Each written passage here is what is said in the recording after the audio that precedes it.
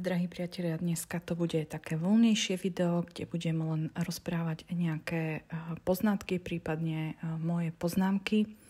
Určite ste videli, že mnohí youtuberi už komentujú Met Gala 2024. Videli sme tie videá všade na TikToku, na YouTube a tak ďalej. Všetci sa zaujímajú vlastne iluminátskou symbolikou. No ale ja by som vám chcela samozrejme trošičku iným spôsobom vykresliť význam celej tejto udalosti, respektíve tej témy. A tá téma bola Záhrada času, Garden of the Time. Takže sa do toho pustíme a uvidíme, kam vlastne bude smerovať celé toto video. A samozrejme budem rada, keď mi v komentároch napíšete, či s tým súhlasíte, prípadne ste prišli ešte na niečo iné ako ja. Takže v prvom rade tá tematika Záhrady času je založená na knihe Záhrada času od J.G. Ballarda. No a teraz sa pozrieme na ten príbeh alebo na jeho teda skrátenú verziu, krátku podstatu. A ten príbeh budem iba komentovať a ako som na začiatku povedala, poukazovať na jednotlivé informácie, pretože ako sa hovorí, nič nie je náhoda a celý tento príbeh je veľmi zaujímavý a dá sa vložiť na dnešnú situáciu, v ktorej sa nachádzame. Tento príbeh sleduje grófa a grófku a tí žijú vo veľmi krásnej vile alebo v zámočku, ktorá teda v našom ponímaní predstavuje hornú triedu. No a ak ostanete so mnou do konca, tak vlastne pochopíte celý ten príbeh. Takže tento gróf a grófka žijú v tejto obrovskej vile a tá vila je krásna, všade sú maľby, všetko je obrovské, všetko je masívne, nádherné a hodnostné. Grófka vždy trávi noci pri hudbe, pretože každý večer hrá na harfu. No a gróf a v podstate obaja trávia spolu roky pri týchto, povedzme, rovnakých činnostiach a v príbehu je opísané, že majú akýsi druh záhrady, ktorá je veľmi zaujímavá, pretože je plná zvláštnych kvetov, ktoré sú vlastne drahokamy. No a tu by som rada dodala, že v priebehu príbehu sme sa dozvedeli, že tieto kvety sú tzv. Kvety času. V tejto časti príbehu by som chcela upozorniť na jednu paralelu. V podstate gróf a grófka, vila a tak ďalej sú odrezaní od akéhokoľvek vonkajšieho života. A tento príbeh naozaj predstavuje tých horných 10 000, tú elitu a ich životy v luxuse, vlastne v nádhere, v honosných podmienkach a tak ďalej. Čiže vidíme tu presne tú vrstvu, ktorej sa Met Gala týka. No poďme na ďalšiu scénu. Príbeh nám ďalej ukazuje, kedy sa gróf v noci vonku prechádza po svojej vile a pozerá sa na svoju záhradu. No a ako kráča, tak míňa celú svoju vilu a za vilou je len biela pláň, je to akási, povedzme, rovina alebo skôr rovina ničoty. Tu je krásne ukázaný ten život, ako som už na začiatku povedala, hornej triedy, ktorá žije vo svojej oddelenej ulite a nič okolo seba nevníma, všetko sa im zdá, respektíve všetci ľudia okolo nich sa im zdajú len ako nejaká ničota. Gróf zbadá, že z pláne ničoty prichádza armáda ľudí a tá prichádza po rovine k vile, kde žije gróf a grófka so všetkými svojimi dekadentnými peniazmi a vecami, ktoré s týmito peniazmi prichádzajú, čiže s tými umeleckými dielami, dekoráciami a všetkými týmito vecami. Tu by som chcela ešte o tej dekadencii. Gala 24 je veľmi, veľmi dekadentná. A ja vám nakoniec aj poviem, prečo si myslím, že tú dekadenciu vyhnali skutočne až do výšin. Ale poďme späť k tomu príbehu, aby som nezdržovala.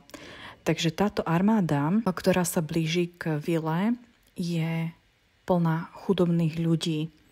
Tí chudobní ľudia sú ilustrovaní asi tak, že sú to ľudia s potrhaným oblečením.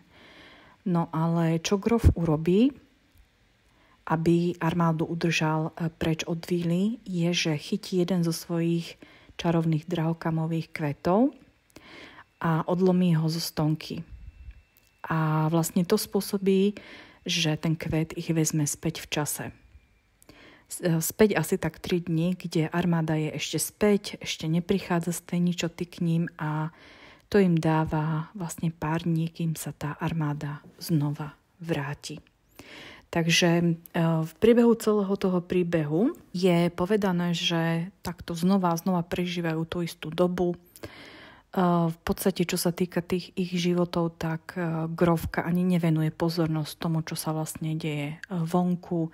Je úplne zaneprázdnená hrou na svojej harfe, svojim životným štýlom, sama sebou a v podstate je už akosi navyknutá na túto rutínu, kedy sa armáda blíži a vracajú sa v čase a oni používajú všetky svoje časové kvety. Všetko teda sa pomaly, ale isto približuje a grofovi a grofke v ich krásnej vile dochádzajú časové kvety a majú ich posledný tucet. Takže sú nútení sa ich znova zbavovať jeden po druhom, no ale tá armáda a tých chudobných ľudí sa stále približuje bližšie a bližšie a bližšie. A nakoniec už nemajú časové kvety, pretože grof použil posledný časový kvet, len aby sa na jeden posledný deň zbavili tej armády chudobných ľudí. Po tomto dni sa armáda začne približovať k vile a ich vlastne dostihne čas. A to je tá krásna paralela. A všetky tie krásne veci, do ktorých kedysi investovali, sú zničené a vlastne tým časom zvrhnuté. Čas ako taký im berie všetko, čo má peňažnú hodnotu a všetku tú krásu, všetky tie skvosty, obrazy, nádherné paláce, vily. A armáda si ich znova nahromadí pre seba, pretože tam je to premostenie, že vlastne tí chudobní sa snažia dostať do vyššej triedy. A tá vyššia trieda ich neustále niečím drží na úzde, pretože majú nejakú moc. A tu je krásne reprezentovaná tá moc kvetmi času. Pointa je tá, že čas ťa dobehne a tvoje krásne veci, ktoré máš, sa stanú absolútne nepodstatnými na konci. Tak ako to vidím ja, tak je to vlastne signalizácia a tá dekadencia Met Gala značí posledné, naozaj posledné rozlúčenie, pretože tým temným, ktorí vlastne ovládajú celý tento priemysel, sa už míňajú všetky kvety času. Signalizujú si sami medzi sebou a sebe a spomínajú naozaj na tie dobré časy, kedy sa už nikdy nevrátia späť. Pretože systém sa rúca a s nimi aj sociálne konštrukty, ktoré v našej spoločnosti doteraz panovali.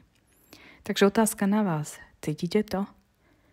Ak áno, tak mi dajte vedieť, čo si o tom myslíte a čo si myslíte celkovo o téme Met Gala. Mnoho ľudí to vníma negatívne, no musím povedať asi úplne po prvýkrát, že teraz vidíme v 3D, že sú to vlastne oni, tí temní, ktorí plačú a lúčia sa s dobrými časmi. Všetkým vám ďakujem za vypočutie tohto videa. Ako som vám aj povedala na začiatku, dajte mi určite v komentároch pod videom vedieť, čo si myslíte o Met Gala a prípadne čo ste ešte zistili vy, alebo aký máte z toho pocit vy. No a ak sa vám páčilo video, tak vás poprosím o like, o zdieľanie. Ako vždy, ak chcete podporiť tento kanál, tak sa môžete pridať k našej komunite na Hero cez link, ktorý som uviedla v popisku pod videom. Tam nájdete samozrejme množstvo veľmi zaujímavých videí, intelu, ktorý nemôže byť na YouTube. No a tým, ktorí ma podporili, ako vždy, srdečne ďakujem a ich mená sa zobrazujú na obrazovke práve teraz. V infoboxe pod videom, ako vždy, máte linky aj na môj telegramový kanál a tam aj linky na novú stránku UNC, kde budem znova písať denný blog. Takže všetkých vás pozdravujem, veľa lásky a stretneme sa pri ďalšom videu.